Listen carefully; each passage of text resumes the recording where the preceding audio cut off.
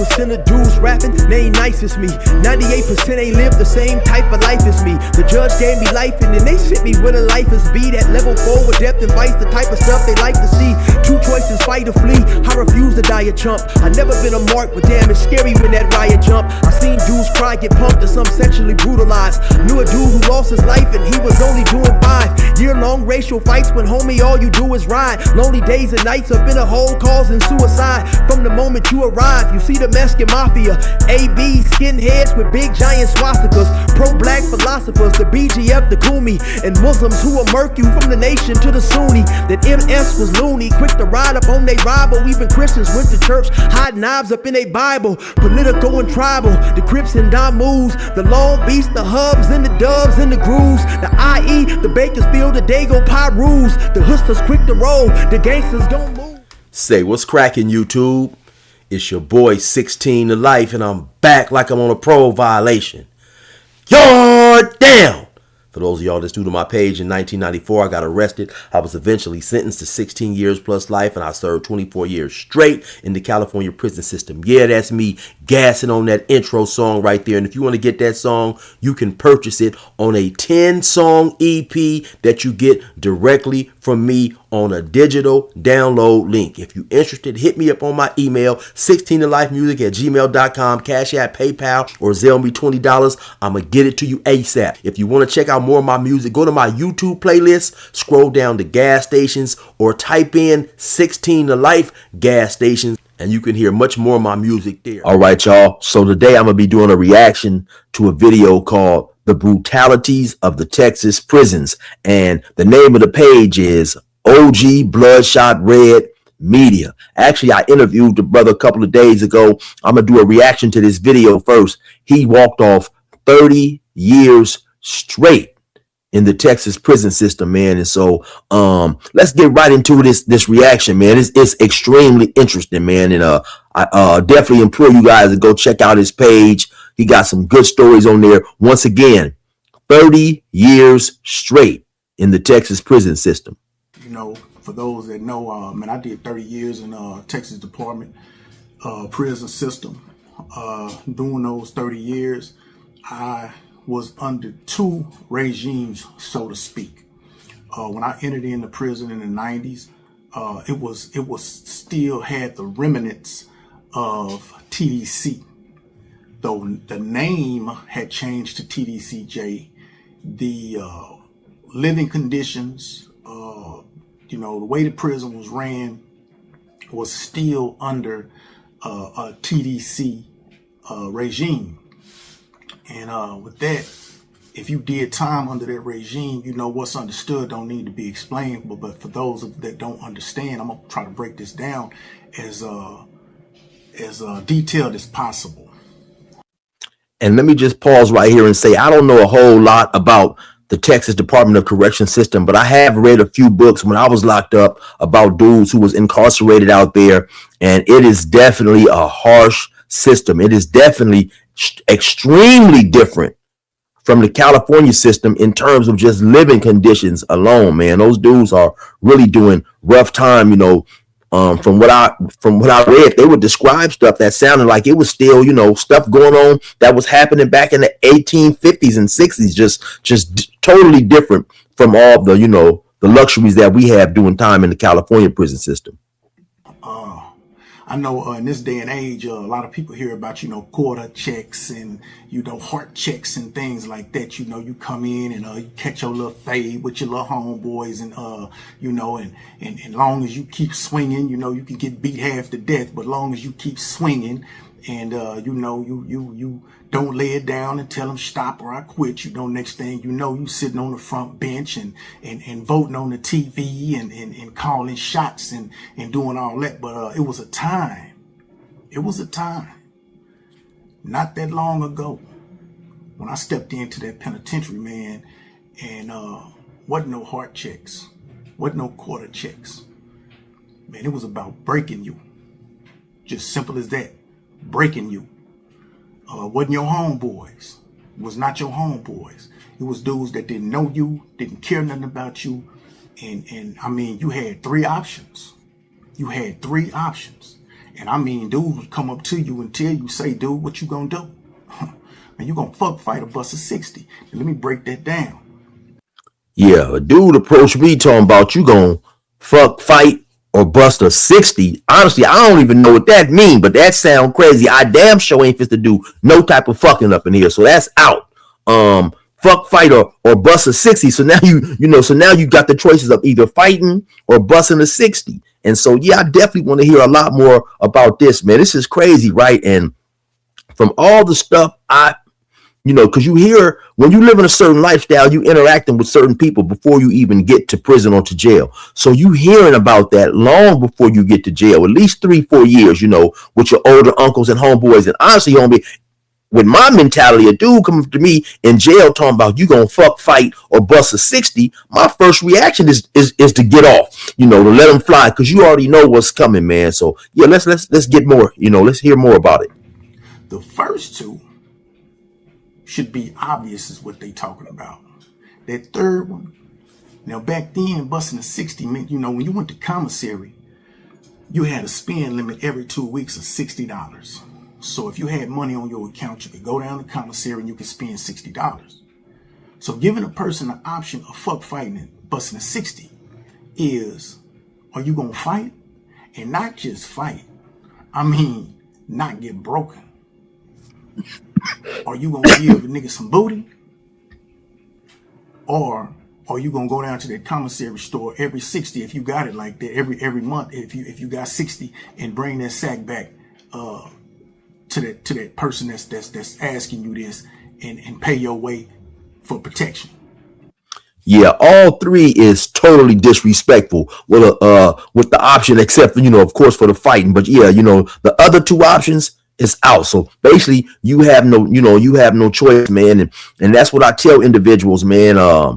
Prison is a totally different beast. That's, it's ugly up in there. And prison ain't full of, preschool teachers, preachers, or peace seekers. It gets ugly up in that thing, man. And like I said, once again, it's a different environment, man. And for those who have never been, it may be hard to understand, why convicts do each other like that. But, it's a different beast. Because if not, man, you finna be in for a hell of a ride in that penitentiary.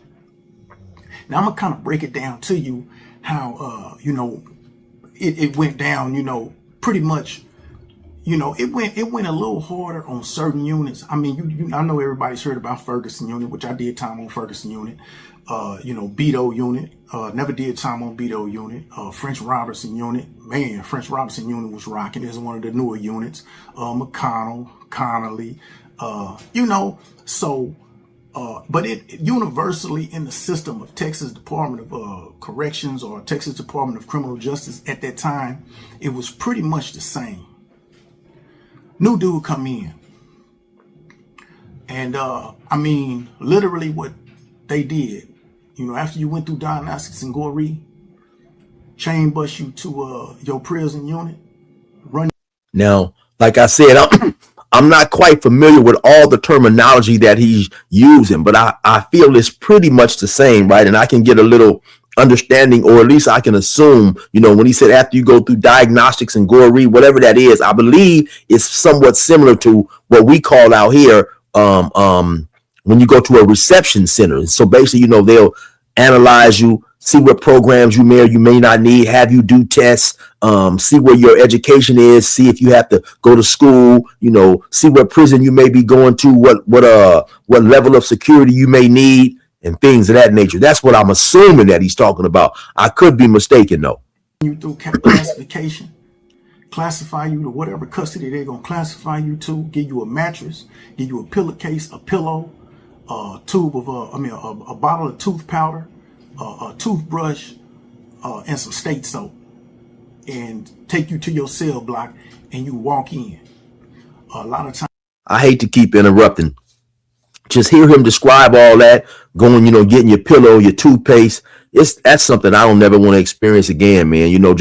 I think that's the worst part of going to prison is when you first get there. When you first get to the county jail, you get arrested, you might go there, you might go to sleep. When you wake up, you look around, you realize like, damn, I'm locked up, man. I think that's the hardest part. I think just realizing, and trying to settle in and realizing you done messed up everything. Times guys had went to commissary at Goree or Diagnostics and came in with a sack. And man, let me tell you, I mean, a lot of times, man, dude, I mean, just this, it was horrific. Dudes would be like, hey, where you going with this sack? Hey, no, come in the day room, homeboy, come in the day room. Man, where you from? Oh, yeah. Man, you got some homeboys in here, man. Come in here. Go in the day room. You from Dallas? Are you from Houston? Oh, you a country boy. Are you from Lubbock somewhere? You from Abilene? Hey, man, come in here, man. Come in here. Yeah. You got some homeboys over here, man. Niggas in the back. Yeah, man, you from Abilene. Yeah, come in here, homeboy, man. Come holler at me. Now, bring that in here. They gonna do it in and out in a minute, dude. They gonna do it in and out. Don't even worry about all that, because you're gonna be standing in the hallway, man, for an hour or two. Come on in the day room. Man, you come up in that day room. Dudes, man, you from Amarillo? Yeah, man. I'm from Amarillo. Man, you know so-and-so. Yeah. Oh, yeah. Man, you from D-Town? Man, what part of D-Town you from? You from West Dallas? Oh, man, you know so-and-so. Yeah, man, that's my home, but this and that. Yeah, all right. Hey, man, go on, put that sack down and catch that corner, my nigga. Huh? Yeah, man, put that sack down, go catch that corner, my nigga. You know what time it is. Yeah, man. Now, this the thing. Fighting in prison for blacks was like a rite of passage. I gotta really, I mean, when you go to the rec yard, everybody on the rec yard working out. I mean, shadow boxing, sparring. We used to have those shower shoes, man. Everybody punching on shower shoes. I mean, for us, that was our rite of passage, man, as being a black man or a black dude, a youngster or whatever in the prison penitentiary. It don't take nothing to pick up a knife. But to hold your own with your hands, man, that signified something, man. And the thing was this. Now, let me stop right here. Let me say something, excuse me, that I think is very profound, right? Even though this individual was in Texas, and to give you guys a little background, he went to prison in 93, right? He was born, we're pretty much the same age, right? So he went to prison around the same time I got caught up and went to prison. So he's saying basically that, man, you have to prove yourself with your hands, right? And I'm correlating that to how individuals out here in Cali think, right? You have a lot of dudes, man, whether they're wrong or they're right, and they think that having a knife is for cowards. That's something that's in our culture as black men, right? We, from a certain era and generation, believe that being able to handle yourself with your fists was an honorable type thing. And so sometimes when you have dudes go to prison with this same mentality, where you do have dudes in there using knives and playing for keeps, it's not necessarily conducive to your survival. But still in all, it's something that you was raised with. It's the difference in the cultures, right? It's the difference in the cultures from individuals who grow up, having knives, to individuals who grow up being taught that it's honor and it's a good thing in the neighborhood to learn how to squab and being able to defend yourself with your hands. I don't care if a dude knew you from the streets. I don't care if, he didn't know you and y'all was from the same area, but knew a lot of the same people. You had to go through that gauntlet. Now, the process, they'll probably send, one of the dudes that's in training, he been there a couple of years, he got his little fight game up, but he ain't just ice water like that. So they gonna send him at you first. So boom, you fight, you squabble, you doing your little thing or whatever, boom, boom, boom, boom, boom, you fighting, you boom, boom, boom. You might drop him, he might drop you, boom, boom, get up. You think it's over. You ain't stopped. You fought, but you think it's over. Now, only they finna send somebody else at you. Hey, man, go over there. This one right here got a little something. This one right here got a little more than the other. Boom, y'all get into it. You tired. This a fresh dude. This dude fresh. He been sitting on the bench watching you fight. He already know you really ain't got nothing. Or he know, yeah, this dude here got something. You don't know what he got. Element of surprise, man. He gonna get up there. Come on, man. Boom, boom. Y'all getting at it. You tired already. You winning. You just went by 2 rounds with the first dude. Now here it is, the third round with a fresh dude. So now he hit you, boom, your punches getting a little slower. You know what I'm saying? Your hands dropping a little bit. You eating a bunch of punches now. You know what I'm saying? Mouth bleeding. You know, he caught you in your eye. You can't see. You trying to wrestle. They breaking you up like, no. Ain't no wrestling on, boy. Ain't no wrestling. Nah, it's all from the shoulders right now. You squabbling. You know, you getting down. You trying to. You know. All right, boom. You held a second one. Got your ass whooped, but you ain't break. Now they finna send a third one at you. Hit a little harder than them first two. Got a little bit more than them first two. This one right here to break you. This one right here, it's the one. Man, this boy come up in here and just start molly-whopping, just beating the brakes off you. You drop. You try to get back up. He let you up. Boom, he drop you again. You try to get back up. Boom, he drop you again. Next thing you know, you're like, all right, man, all right. They're like, what? What you say? All right, man, all right. All right, what? Nah, man, I'm good, man, I'm good. What you mean you good? You ain't fighting no more? You done? You through? Yeah, man, yeah. Oh, all right, we got us one then. So now, that sack that you came in that day room with, that's no longer yours. They go to one of them dudes. Whoever turn it was, if the little old, homies or whatever was taking turns and he got the first one, he got the second one, the third one, whatever, sack going to them. And you going to him. So now what he gonna do? He gonna lay the law down to you. All right, you already failed first test. You quit fighting. That's the first test. Now the second test is, it was fuck fighter bust 60. Fighting ain't even there no more. Now you gonna give up some booty, or you gonna go to commissary and spend that money and bring that sack back. Because them your only two options now, because you failed the first one. Now, when I hear him talk about all that, it somewhat reminds me of, the dudes out here in the California prisons running in there catching fades with their enemies, right? But it's a little bit different, because it appears that, they're trying to weed out the weak individuals, and now that I'm a little older, it makes me think like, damn, why are we always doing this to our own people? Because it almost seems like with what they got going on, there's really no rhyme or reason to it, with the exception of to weed out the weak individuals, right? And then once they weed out the weak individuals, now they're basically, taking advantage of these dudes and preying on the fact that these dudes no longer have the physical will or the willpower to keep indulging in these, these hand-to-hand, chunkums, these fisticuffs, these combats, these squabble games, or whatever you want to call it, right? And, I get it, because it was a point in time, I was caught up in the activities of whatever was going on out here in the California street life. But now, of course, that I'm older, and we hear these type of stories, man, and we just like wonder, why do we treat our own folks like that? So I know it has to perplex individuals who has never been to prison, because honestly, it leaves me perplexed at times. And I've been to prison and indulged in similar like activities, or activities that may seem like they were anti-black. So let's go. And this is how it went down. I mean, just is how it went down. This was prison. Now, it wasn't like that for the Mexicans.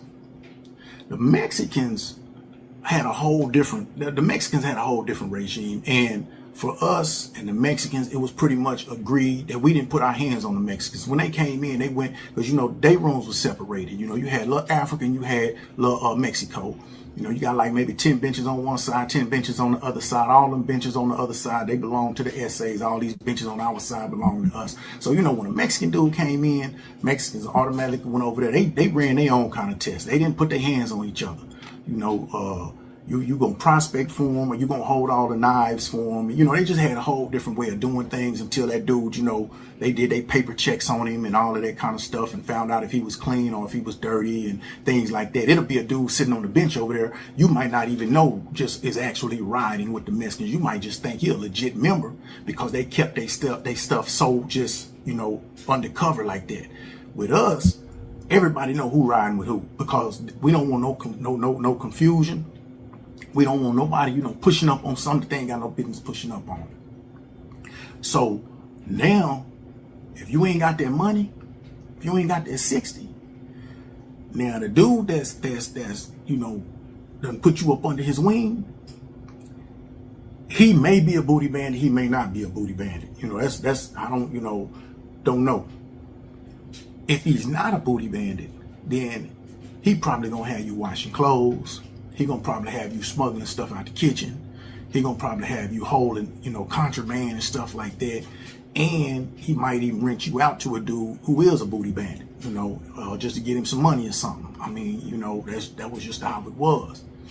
And this is crazy. I mean, we did our own people like this. We did our own people like this. I mean, I seen times where a dude would come into the day room and fresh in the penitentiary and see somebody that he knows from the world. I mean, knew, not just familiar with, I mean, knew from the world. Dude might be sitting up there playing knock. This a dude that's considered a regular. You know, he a regular in the day room. Everybody know him. He got his seat. Don't nobody fuck with his shit. You know, he a regular. You know what I'm saying? And dude come in and saying, hey man. Let me pause this real quick, right? Because before he gets into this, I want to mention something, right? You may have individuals out there who don't like me because I'm gonna say this or whatever, man. Fuck them. I don't give a fuck.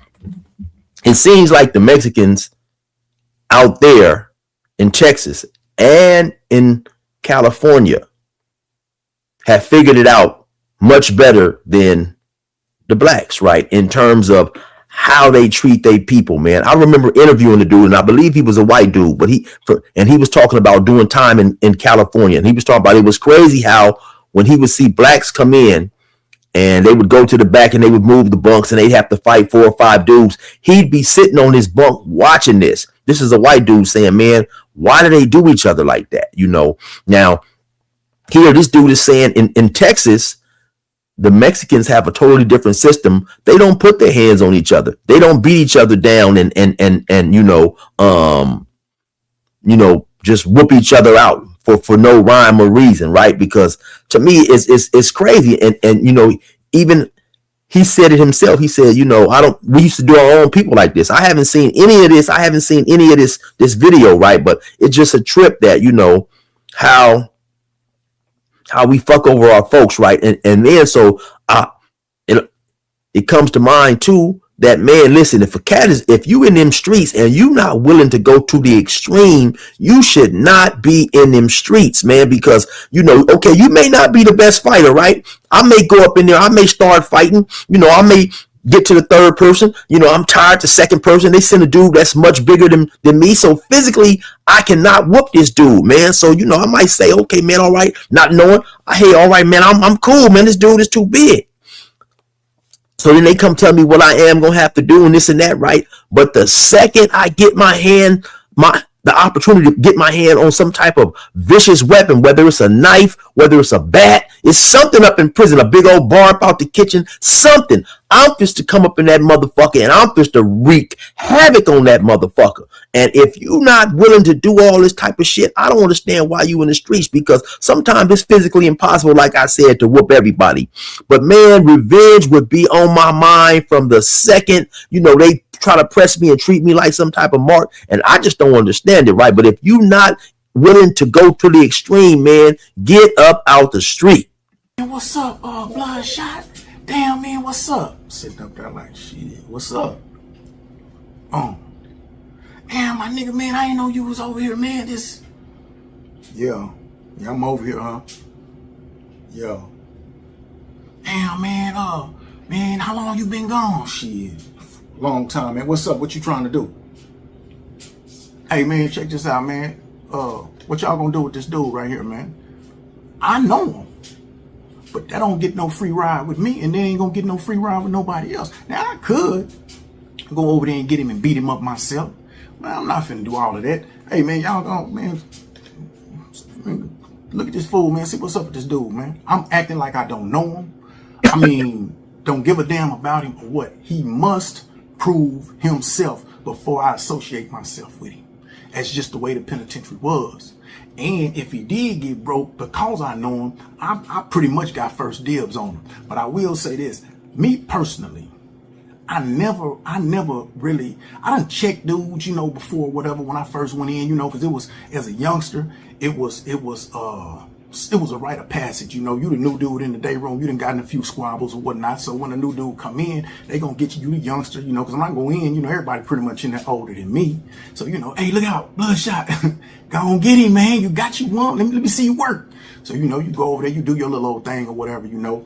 But I mean, as far as me, just having people under my wing and things like that, that just wasn't my thing. You know, it wasn't, I mean, I was into a whole bunch of other stuff, man. You know, I'm gang banging, man. You know, I was into something else, man. That part of the penitentiary to me didn't excite me. I damn sure wasn't no booty bandit.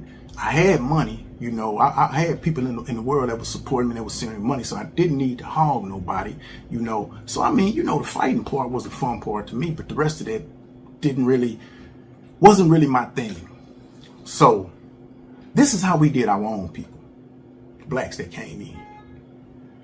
But brother,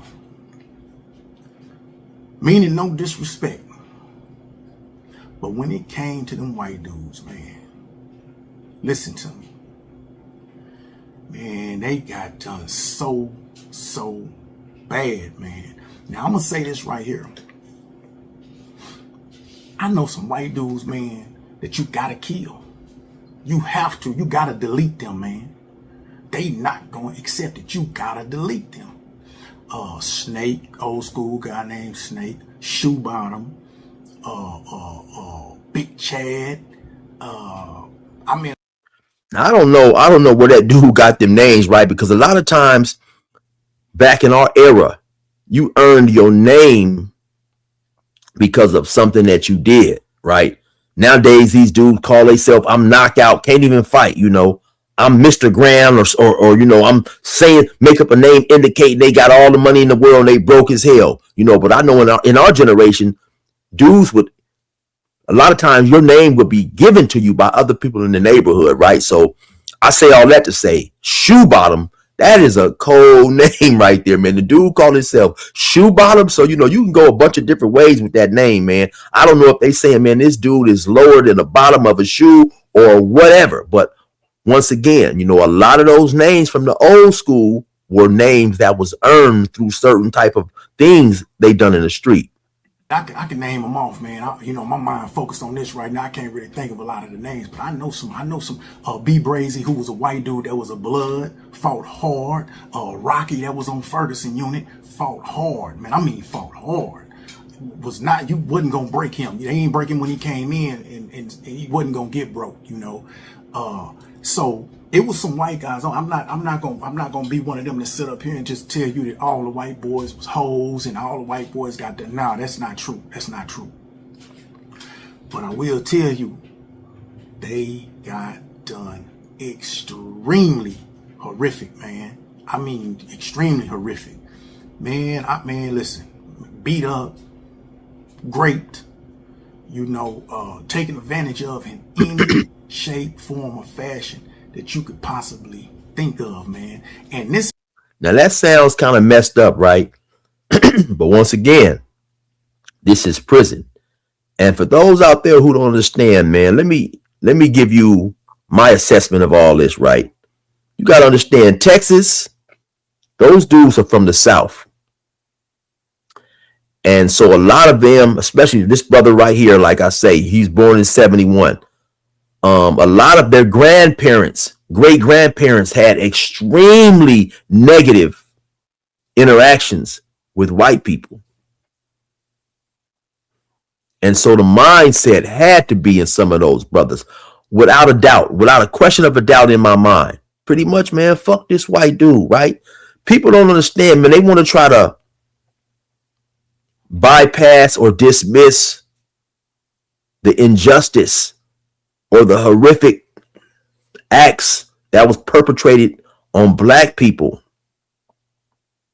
during slavery times by white people, right? So if you never had to deal with that, you're not affected by it. Then, of course, you know, in California, sometimes individuals may have a different mind state in relation to that type of stuff. But when you from the South, when you from the deep South like Texas, a state where slavery was horrific and brutal, you know, I'm for those who don't know, man, I'm an individual who I have read a lot of history pertaining to America, period, but especially slavery and things of that nature, the Civil War. You know, I used to order books on the Civil War, all that type of stuff, right?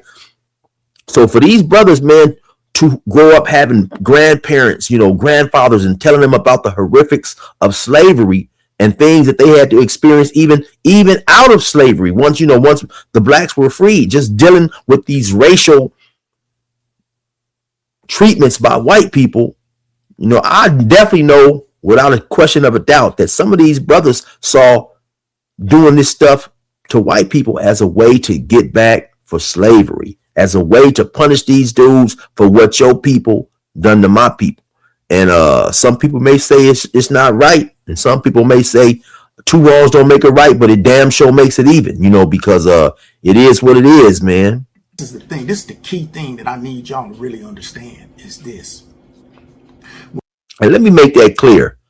I'm not endorsing what went on and what happened to the white people. I'm just telling you guys what I feel was in the minds of some of those individuals who was perpetrating those acts on some of those white dudes. Let's get that clear. With all of this going on, right? With all of this going on, this stuff was going on, right? With the administration knowing about it. You understand what I'm saying? The administration knowing about this. It was not something that the administration did not know about. And it was so crazy to where, like, I remember specific times to where, you know, white dude, even a black dude would go down to the desk, you know, with a rank of officer sitting there and tell them, man, look, I gotta move, man, I can't stay down there on the block. And he's like, why? Man, they took all my stuff, man. They beat me up, you know. Man, dude, you know, he raped me the other night, man. And man, I couldn't do nothing. You got me in the cell with him, man. And man, I need to get moved. Man, I have seen with my own two eyes and heard with my own two ears them officers come down there to the block and say, hey, look, who boy is this? Talking to the dude that just went down there, talking about the dude that just went down there. Tell him, who boy is this? Well, look, man, you need to control this fool. This fool up here at this desk, snitching, talking about everything that's going down here. Talking about, you know, y'all doing stuff to him, whatever. Y'all can't control him, man. Y'all need to let him go. Because, man, I'm not trying to do this paperwork. You dig what I'm saying? So, if y'all can't handle y'all business, man, I'm going to lock this whole thing down for, you know, a week or two until y'all get y'all shit straight. This is how the penitentiary was. You telling something, that was the worst thing you could have done. And the reason why is because, like I say, the officer gonna come down there and tell you. Man, them officers up in there, man, chilling, sitting on their ass, getting a paycheck. They not trying to have to come down there and do all of that paperwork, man.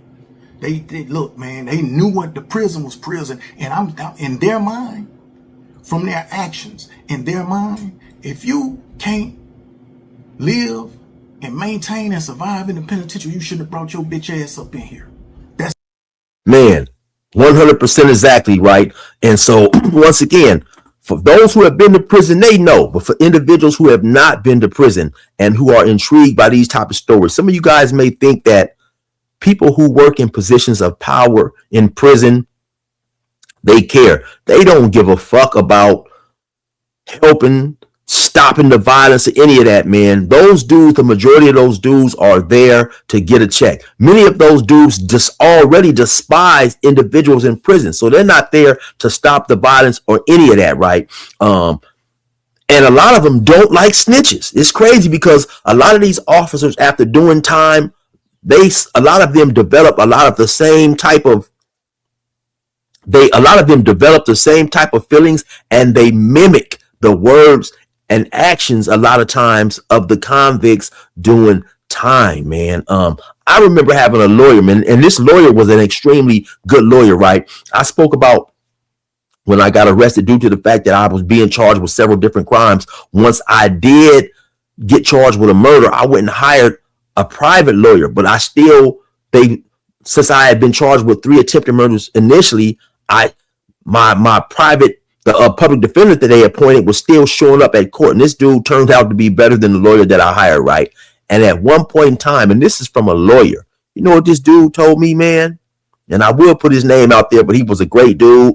And so I don't want to, bring him any type of grief or whatever. The dude told me he hated snitches. Basically, he was saying he felt that dudes who were in the streets, once they got caught, he hated to see them tell on other people to free themselves. And these were his own clients, individuals that he worked with, right? And he told me, man, that's one thing that I respect about you, right? And so if a lawyer is going to feel this way, imagine how some of these guards and stuff feel, man. Imagine how some of these guards feel. They despise these individuals. They don't give a fuck about a dude getting his ass whooped. They don't give a fuck about none of that shit, man. And so, just think about all the things that went on in those Texas prisons, man. Yeah, that's got to be hell out there. That was their mentality. Because they not Superman and they not going to save you, man. They were not the white. And it seemed like they was more antagonistic to the whites than they were to the blacks about doing it. It was almost like it was an insult to them that a white dude could not hold his own in the penitentiary and had to come down there and ask him for help. It was almost like it was a spit in their own face, you know what I'm saying? And they came down hard on their own kind, man. Not to say that they didn't come down hard on us, but it was more of like they measured the white boy by how he dealt around and lived around the blacks. Could he survive? If so, then they respected him. The officers respected him. But if not, he ain't just not get no respect. He got disrespected, And so, at this time, it was not a lot of gangbangers in, like, okay, y'all heard about Fort Worth, gangbanging in Texas and whatnot. You had some other areas. Now I'm going to stop right here. I'm going to end it right here, right? But only because I want you guys to go to his page and check his stories out, right? Go check this video out. This video was doing extremely well. The name of this video was called The Brutalities of Texas Prison. And his page is called OG Bloodshot Red Media, man. He has a lot of interesting stories. You guys hear that he's an extremely articulate dude. And I had an interview with him, and I'll throw that interview up tomorrow, man. But I wanted to get this to you guys out today. Definitely be sure to go check this dude out, man. Anyway, man, you already know what it is. It's your boy 16 to Life. Resume normal program.